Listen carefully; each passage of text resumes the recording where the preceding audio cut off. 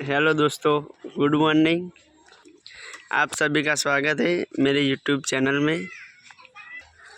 अभी सुबह के 9:30 बज रहे हैं। अभी हम घर पे ही है। अभी हम आगे देखते हैं कोई बुकिंग आता है या नहीं आता है। बुकिंग आता है तो हम गाड़ी लेके निकल जाएंगे। अभी गाड़ी का साफ सफाई चल रहा है।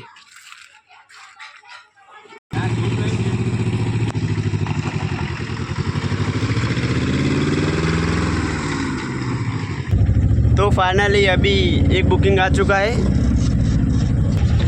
और अभी हम निकल रहे हैं लोडिंग पॉइंट में।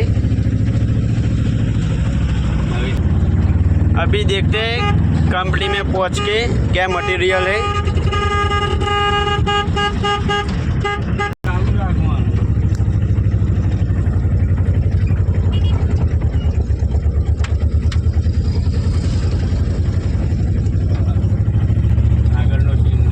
अगर ये वीडियो आपको अच्छा लगे तो लाइक, शेयर और सब्सक्राइब करना मत भूलिए और ज़्यादा से ज़्यादा अपने फ्रेंड को शेयर करो।